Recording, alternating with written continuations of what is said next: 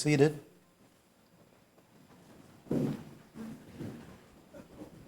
Call the case of U.S. versus Hill, and Mr. Greenlee, whenever you're ready to proceed.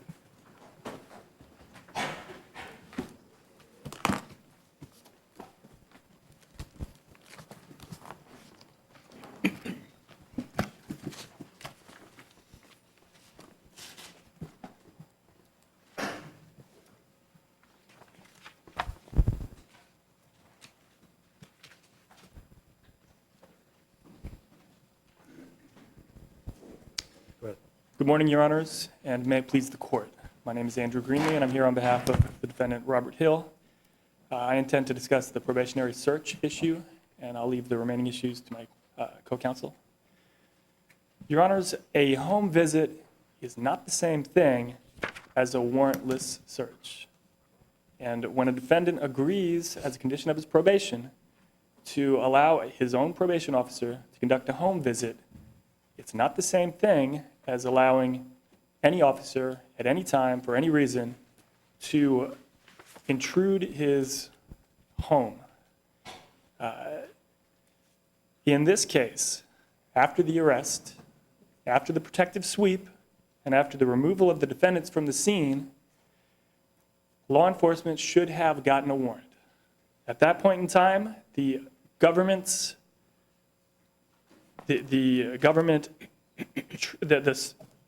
it transformed from a supervisory function into an investigatory function. And at that point in time, there was no, we know from Knights and we know from Sampson that there was a balancing test. And at that point in time, the governmental interest in supervision had really disappeared. At that point, could I ask about that, sir? If I did not misread Knights, Griffin, and Sampson, they talk about balancing the expectation of privacy that a parolee or probationer has. And they say two things about that. Number one is the status itself, by virtue of all of the conditions of supervised release or probation, as well as, in addition to that, whatever effect, whatever language in a special condition might have been. Here we have standard condition 10, which allowed a home visit and the seizure of contraband in plain sight, not as much as what was in Knights and Sampson. But on the other hand, they were pretty clear that given the need for the state, that if you have that enhanced special need on behalf of the state, that then you get into a totality of the circumstances test and reasonableness. Isn't it true that you're not claiming that there wasn't, if not probable cause, at least reasonable suspicion after they found what they found when the agents went upstairs to effect the arrest? You're not denying that, are you? Your Honor, we would concede that there is a certain degree, a certain diminution in the expectation of privacy simply by virtue of the fact that somebody is on probation. We recognize that. We would agree that at the point in time that they arrived upstairs, they might have reasonable suspicion. If the standard is reasonable suspicion. Where we part ways with your analysis is that in these other cases, in Griffin, Knights, and Sampson, there was a blanket waiver that any law enforcement officer at any point in time could conduct a warrantless search of the premises. In this case, we have nothing near that. We do have a home visit, but that, again, we submit that it's not the same thing. But your argument strikes me as a scope of consent argument, that he consented to a home visit but not a warrantless visit. And the Supreme Court was very clear in all of their cases, Knights, Griffin, and Sampson, that they were not reaching consent. It was a diminished expectation of privacy. And they didn't say, so for example, if you look at Sampson, there was no suspicion at all. There was no reasonable suspicion or anything. It's a very fluid test the Supreme Court seems to have articulated, that once you get that lowered expectation of privacy and the heightened public policy interest, that totality of the circumstances and reasonableness kicks in. And I hear you saying something different than that. But we don't disagree that in that particular case, if you look at Sampson, the law enforcement officer knew that the person was on probation. He knew that as a condition of all California probations, he could search that person. And he expressly said, I knew that I could search that person because of the California law permits it. Now, we know here from the government's own regulations and the U.S. Probation's Office, their own monograph, that a home visit is a different animal from a full-blown warrantless search. The government knows how to, they know how to, as a condition of probation or parole, they know how to impose that condition. And in this case, they chose not to. That suggests that the government, in its own regulations, recognize that there is that their interest in supervising these people is less than it would otherwise be if there were somebody who, for instance, were on parole than somebody who is on probation. Really, didn't we decide this very issue in the Bradley case? Didn't you present that case to us, this 1978 decision that had a strikingly similar condition such as this that allowed for home visits? And didn't we say there that in the absence of exigent circumstances that the officers were required to get a warrant? Your Honor, yeah, that's what the court said. Now, granted, that was before. Is that case no longer good law in light of these other cases that Judge Grimm cited? I do believe that the analysis has changed slightly, but we think that it's informative insofar as once these defendants had been arrested, removed from the scene, at that point, the government's interest in the supervision of probationers, it's evaporated. There's nothing left. All there is at that point in time is the government's interest in investigating the commission of crime. And at that point, they conducted this walkthrough search. Of course, they brought along Agent Zumo, but the defendants weren't there. It wasn't a home visit because the defendants weren't even present. They conducted this intrusive walkthrough search, investigated the entirety of the premises, and then, in my view, they should have stopped. They could have very easily, there would have been no problem to get a warrant at that point. After they've removed these people from the scene, after they've effectuated the purpose of their very home visit, they should have stopped and they should have gotten a warrant, because at that point in time, it's a law enforcement function. It's no longer a function of the U.S. Probation Office supervising probationers. And for these reasons, Your Honor, I think that this court should reverse. All right, thank you very much. Mr. Cornbread? May it please the court, I'm going to briefly address the dog search issue. What's important is what the defendants did not object to in this case. Clearly, the officers had a right to enter the home to effect the arrest. Clearly, the officers had a right to do the Maryland versus Bowie protective sweep through the apartment to make sure they were safe during that operation. We're not objecting to the limited items they saw in plain view when they did the Bowie sweep. They saw a few pills on a dresser. They saw a package of synthetic marijuana on the table. They saw Barker in the bathroom with a needle. All of that is indicative of personal use. It's only after they invite the probation officer upstairs and probation leads them through a second sweep that they see things that are indicative of drug trafficking, packaging material to formulate sale quantities, digital scales, additional items on the coffee table in the living room. Because of the drug distribution indications, Zumo suggests that a dog be obtained. 20 minutes later, Officer Quinn shows up with Quincy, the drug-sniffing dog. He does another sweep of the house. There's a high search tip by Quincy the dog. There's a tile out of place, and the officers candidly admit that's when we decided to get the search warrant application. We concede that normally a dog sniff is not a search based on the Place case from 1983, but that deals with out in the public, a lawfully stopped vehicle on a public throughway. The dog is just going around the vehicle. Here we have a uniformed officer in a residence with a dog on a leash.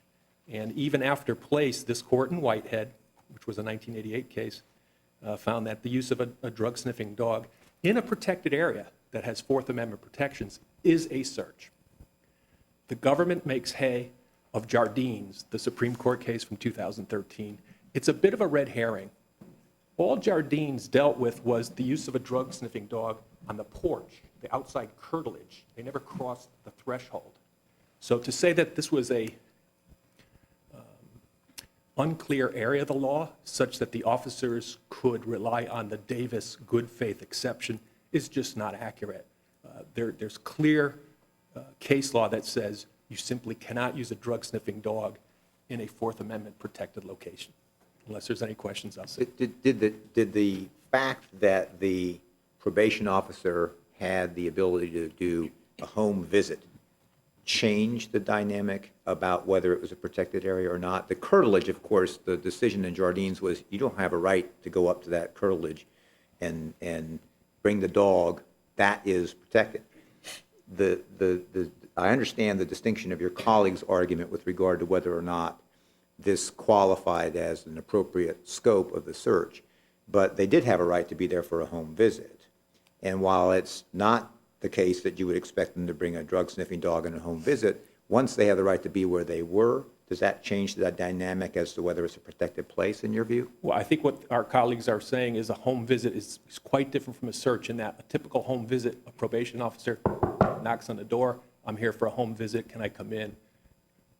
Barker took the stand in this case, and he said, look, I never consented to Zumo coming in. We think it's far beyond just a home visit. Thank you. Joe? May it please the court, Ms. Morgan. I was appointed to this case just for oral argument. The original attorney for Ms. Dunnigan was unable, for health reasons, to continue in the case. So I very much appreciate the opportunity to appear in the case for the argument.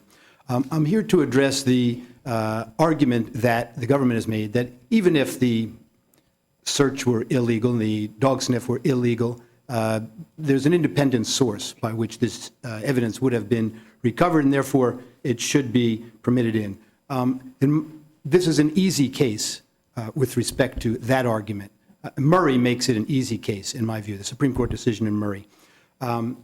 This court has reaffirmed in several cases the absolute requirement that both prongs of Murray be applied. And the two prongs, of course, are that nothing in the search warrant affidavit makes reference to the illegal search or the fruits of that illegal search or any observations during that illegal search. And secondly, that the officers would have sought a warrant even without that illegal search. And of course, the second is a key, but you can call them one the first and one the second, but they're both essential. In fact, this court has said so in classic case. We cite United States versus Moat at 513 Fed 3rd 395, a 2008 case. But it also said it in cases in which it permitted the fruits of the tainted search to come in. In United States versus Bullard, for example, 645 F 3rd 237, a 2011 case from the Fourth Circuit, they emphasized again that the two prongs have to be satisfied. And in Moat, what this court specifically said, in quoting from Murray, was that the government must establish that no information gained from the illegal search affected either the agent's decision to seek the warrant or the magistrate judge's decision to grant it. A third case, by the way, is an unpublished case, United States versus Browder, found at 462 Fed Appendix 411, February 2nd of 2012. It's an Anders brief case, but the court again affirmed the absolute requirement that both prongs be applied. But on occasion, we've also have omitted analysis of that second prong. I mean, what do you make of those cases? Well, there are some. When you say omitted, you mean whether they would have sought a warrant. Yes. But for that, it can't be omitted. The case law is clear on that. It's simply error to omit that second one. Sometimes the analysis is conflated, and so that's when we have these excise cases come up. They ask in those cases. I'll back up one step. Murray is the classic. I'm lecturing to that. You know this far better than I, I'm sure. But Murray didn't make any reference to Karos, and I guess that's what is a little bit confusing here. You would have thought that if the Supreme Court were intending to add an additional gloss to Karos, they would have said so. I see Karos as sort of a next step in the equation. That's sort of our excise case, whether it can be excised. But Murray is a classic case in the sense that there's a completely independent source in Murray. There's a warehouse search. They find marijuana.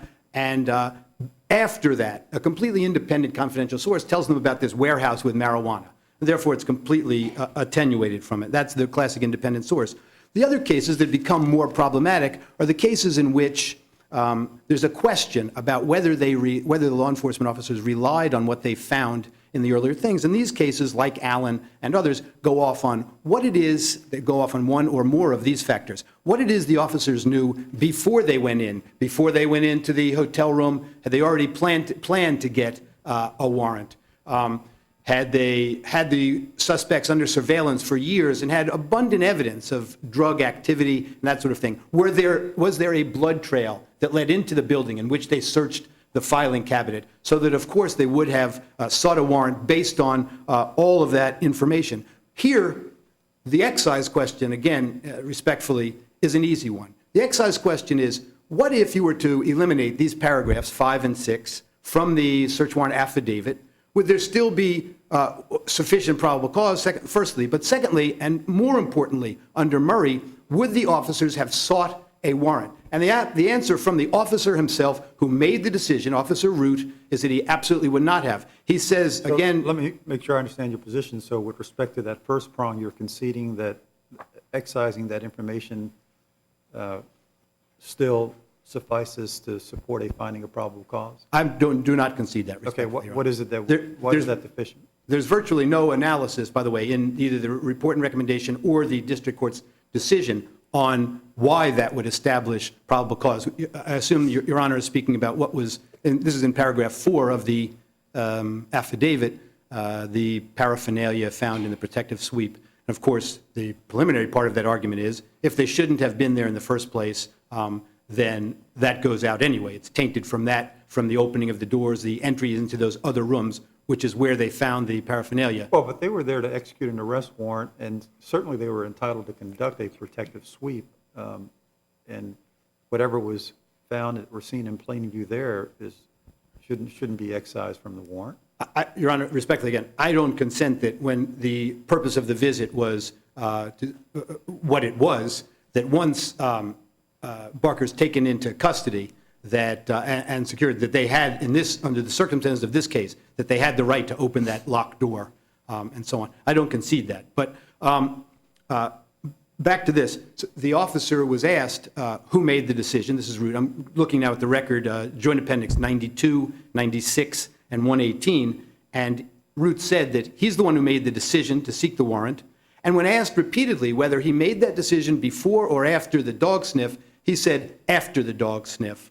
And so He wasn't asked the follow-up question that you might have thought the prosecutor would have asked, which is if the, you made it that time, but assume for a moment the drug dog had not been there, what would you have done? He wasn't asked that. So it's not a situation that they said to him specifically, absent the sniff from the drugs, from all the other evidence that you have seen, if that was all it was, would you have sought a warrant? In other words, that question wasn't there. the causal relations question wasn't asked exactly. That's right. However, he was asked specifically, did you make the decision before or after the dog sniff? Right. Out of context even of the other thing, when he said... But that doesn't help us with the notion of whether he would have. That's just not in the record. It's just not in the record, but of course it's the government's burden to prove, and they didn't do that, as Your Honor pointed out. But also he was asked at 118 when he made the decision to call the AUSA, and he said again, this is just dealing with a temporal issue, and not just temporal, it's also a substantive issue because it's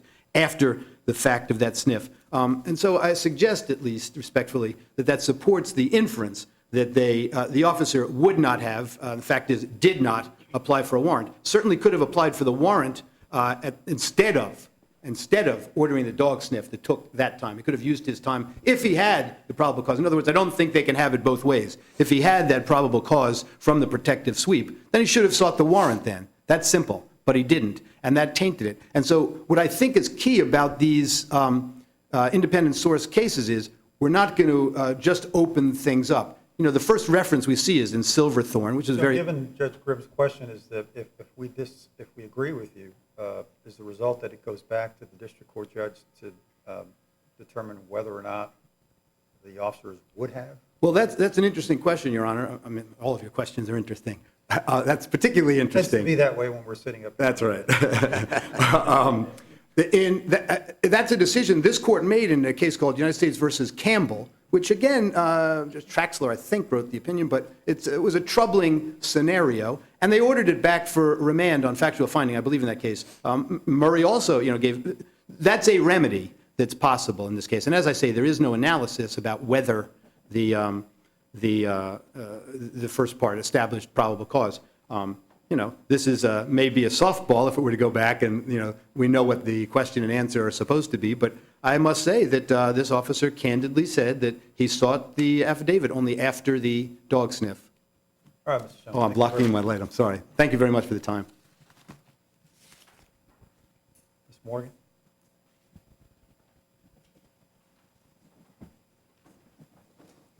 Good morning. May it please the court, I'm Sean Morgan. I'm here today on behalf of the government. I'd like to spend a couple moments talking to you a little bit about the factual background of the three appellants that bring us here today, because I think it greatly informed the officer's view on February 8th, 2013, and it greatly informed the district court's analysis at the time that Judge Keeley wrote the nearly 35-page memorandum opinion in order that we believe was thorough and correct in every aspect of its analysis. In this case, although the lead defendant on this appeal is Robert Hill, this case really began as a result of continuing criminal activity by Eric Barker. Mr. Barker was on his third term of federal supervised release. He had two prior drug felony convictions, one from the Southern District of West Virginia, one from the Northern District of West Virginia. His second federal drug felony from the Northern District of West Virginia, he had been the subject of a revocation.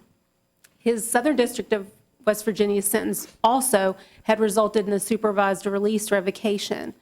Mr. Barker had been on supervision for only 9 weeks after having been released from his term of imprisonment for his prior revocation, at a time when he continued to violate those conditions of release. He was unemployed. He had moved to a new residence without the permission of his probation officer. He had tested positive for drugs again. He had missed drug screens again. And the probation officer had sought and obtained an arrest warrant for him.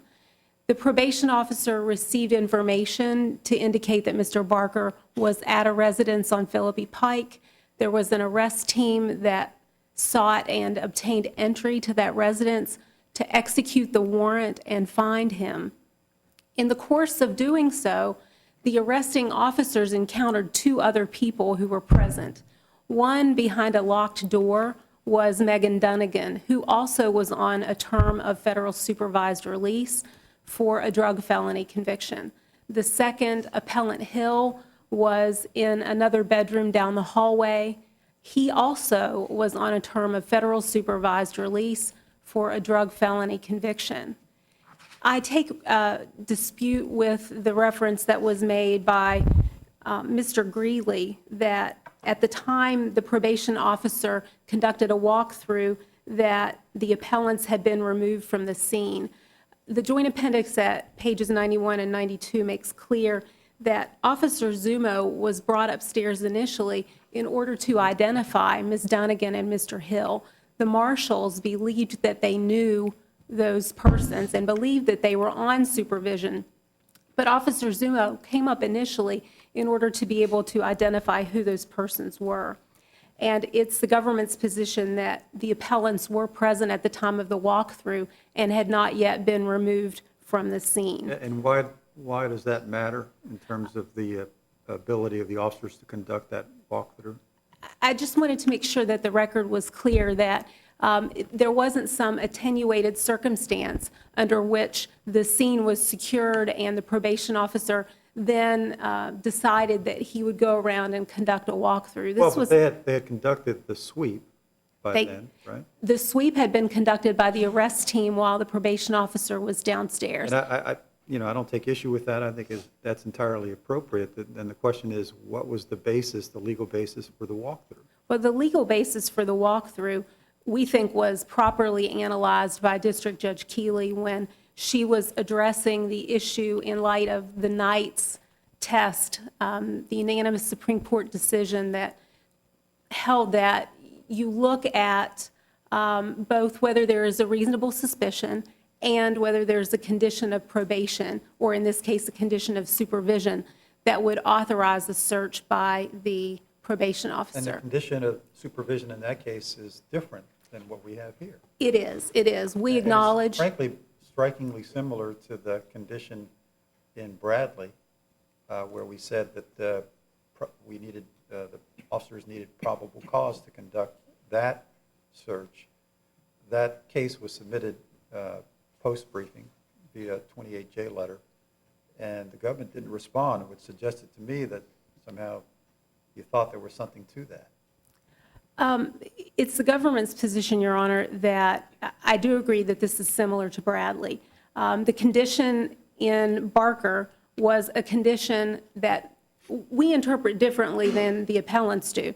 The appellants, although the language suggests that Barker shall permit a probation officer to visit him and shall permit confiscation of contraband in plain view, the appellants take the position that that requires the probation officer to ask permission in order to take a look around his residence. And the facts and circumstances surrounding this particular supervisee and this particular set of facts, to me, make clear that the district court applied the appropriate balancing test when ruling that the probation officer's walkthrough was completely appropriate in light of Knights and in light of Bradley. We don't dispute that the condition of release that the district court utilized at the time that Mr. Barker was placed on supervision is narrower than Knights. But we also think that... Do you think that Knights overruled Bradley? I do, Your Honor, I do. And I think that the district court's analysis of Knights is the proper analysis that this court should adopt. We agree that there should be a balancing. I don't think anyone disputes that there should be a balancing between a person's reasonable expectation of privacy and the legitimate need of the probation office to conduct oversight of someone on supervision. But the district court was No, go ahead, please finish. was very detailed in its analysis of the different steps that had been undertaken by Mr. Barker during his terms of supervision that continued to diminish his expectation of privacy and continued to escalate the need of the probation office to supervise him more intensively, and made clear the reason that it was completely appropriate under this set of facts and circumstances in order for the probation office to conduct that walkthrough of the residence. This is, If we were to find that Knights, which was 2001, did supersede or trump Bradley, which I think was 1979, we still would be left with the issue of the difference, significant difference between the language in Standard Condition 10 and the language in Knights and Sampson that allowed the court to go as far as it did. In looking, if we were to look for other jurisdictions, we would come to the conclusion that the 11th Circuit and the 6th Circuit have taken dramatically different approaches in this, with the 6th Circuit a much narrower one that would seem to be problematic for the government's position in this case. But the 11th Circuit and Judge Keeley cited the Yankovic, which had no search condition. If we were looking to be guided by what other courts have done, circuit courts have done, in the absence of specific language in the Fourth Circuit, how would you help us figure out whether we should follow the 6th or the 11th? we agree with District Judge Keeley's reliance on Yuknovich, and we would have no problem with this circuit adopting the holding in that case. In Yuknovich, the court was analyzing whether, in light of particular language in a search condition of release, that language in the condition upset the Knight's balancing test to require more than reasonable suspicion. We maintain that reasonable suspicion is the touchstone Why should we here. apply that test, given the fact that, you know, at the very beginning of this process, when negotiating terms of condition, the government is certainly free to require a term of condition similar to that in Knights. The defendant typically is not in the best bargaining position, so why shouldn't we honor the bargain that the defendant struck in this case? That is, that he would allow home visits, but by its plain terms, that the condition in this case did not allow the kind of conduct that the police conducted here? Because otherwise it would eviscerate the probation officer's ability. No, I mean, the government could simply insist upon that as a term, a more explicit term of condition that would allow for warrantless searches. And indeed, if he had the prior history of lack of success on supervised release that you mentioned when you started your argument, they certainly could have moved for violation and asked that to be added on the basis of the fact that he wasn't doing so well thus far. I don't disagree that hypothetically that could have happened. The conditions of release that were imposed at the time, including specifically condition number 10, was a standard condition that at that time was applied universally to all defendants placed on supervision.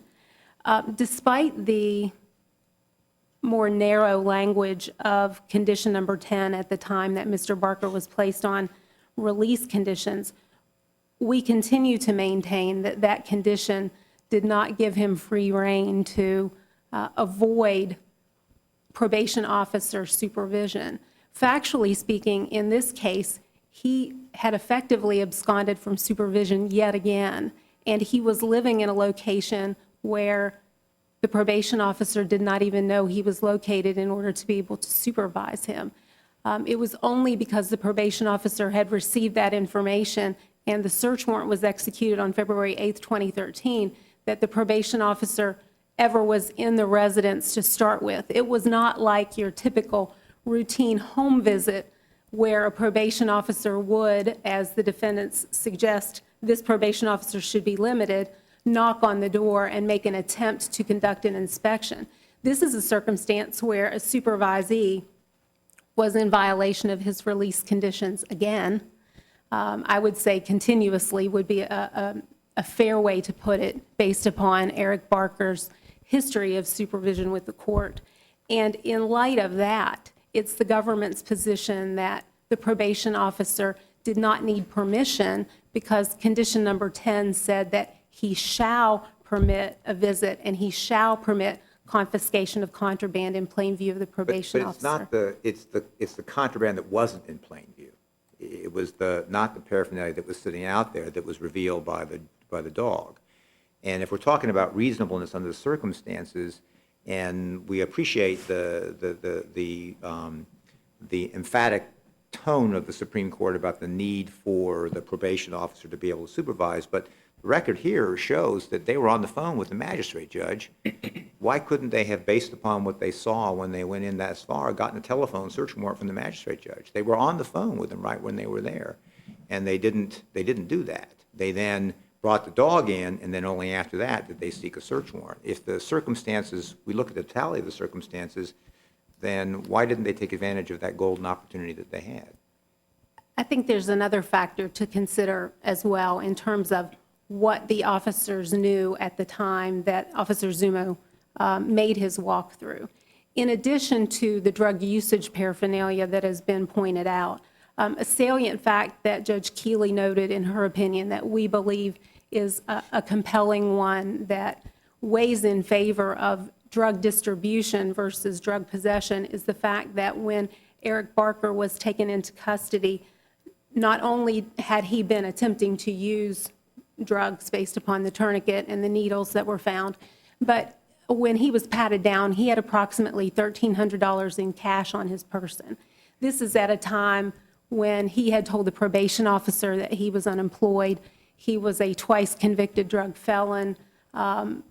When you combine that with the multiple drugs and drug paraphernalia that were seen during the protective sweep, we believe that the totality of the circumstances militates in favor of not only a finding that all three of these supervisees were participating in drug usage, but also that Eric Barker, at least at that point, was involved in drug distribution activity. I don't think that you answered Judge Grimm's question about why the officers didn't take advantage of the fact that they had a magistrate on the phone and had apparently sufficient cause to get a telephone warrant.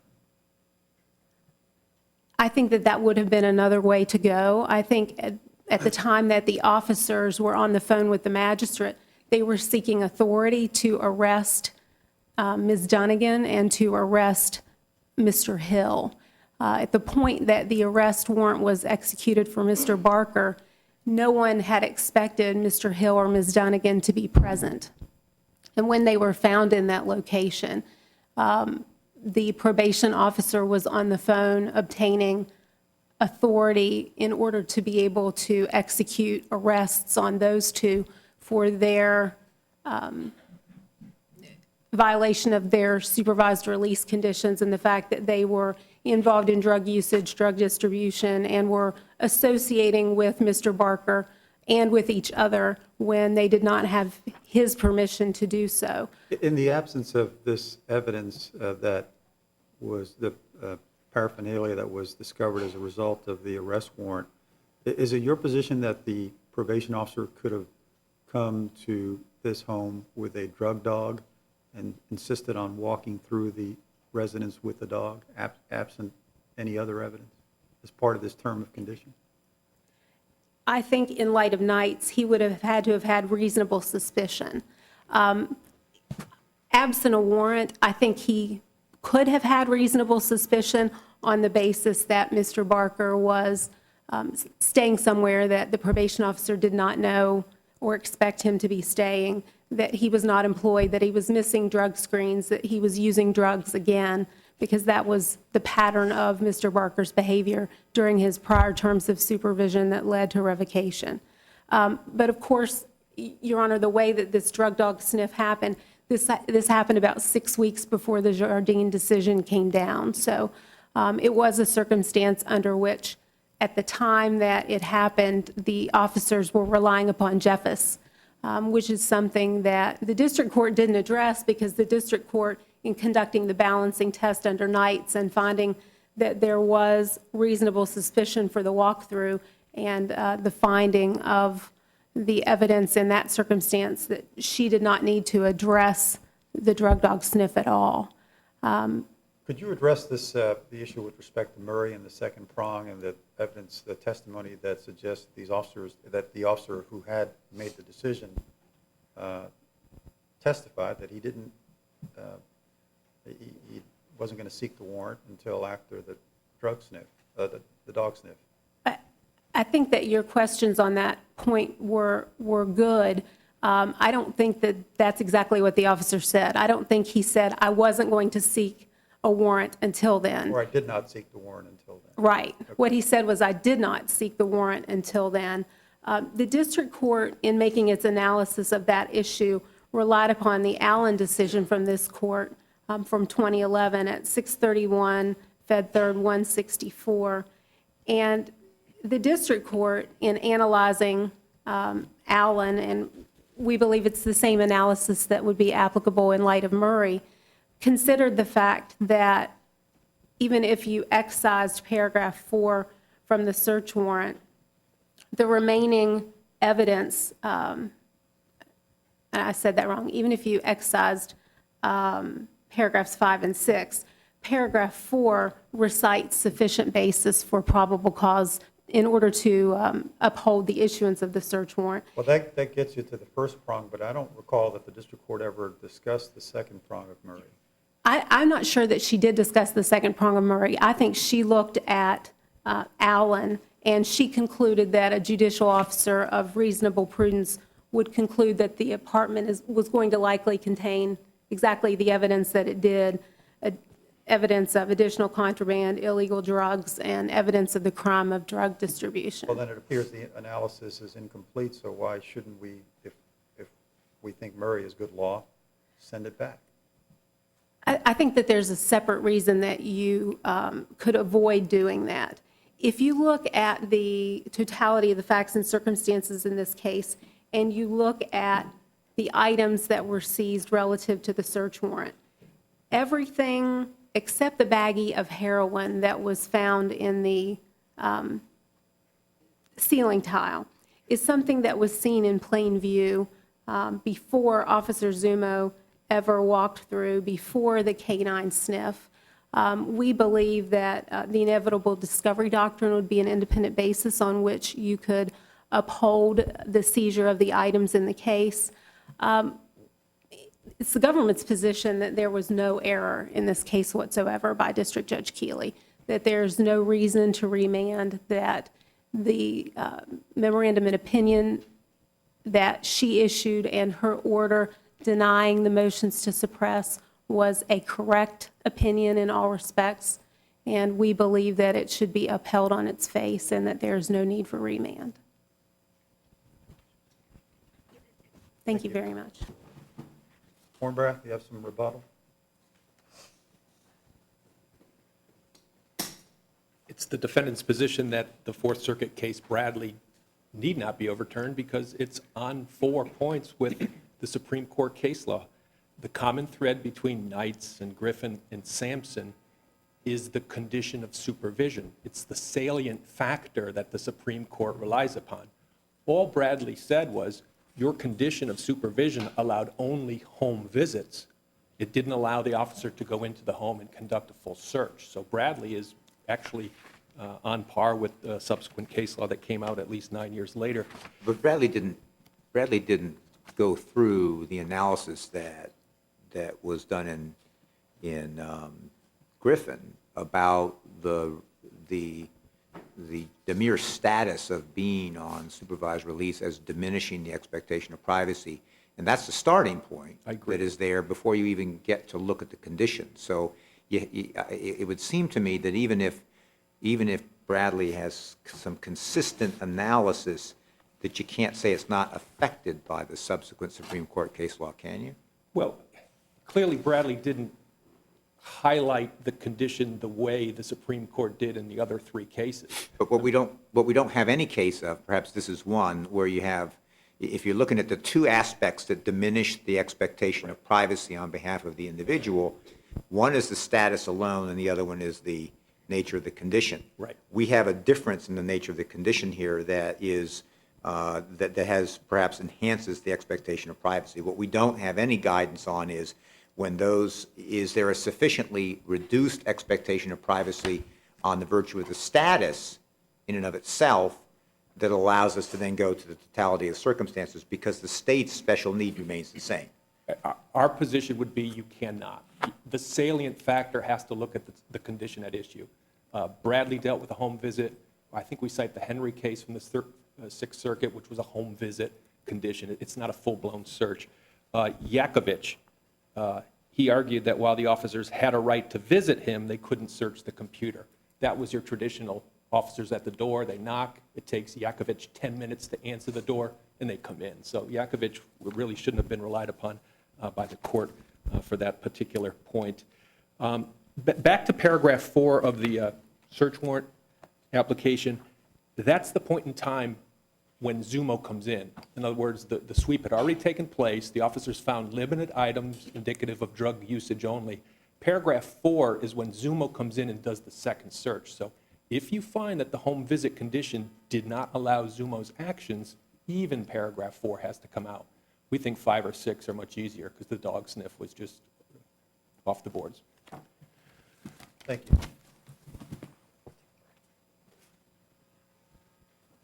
All right, we're going to come down and greet counsel, then take a brief recess before moving on to our next 2 cases. This court will take a brief recess.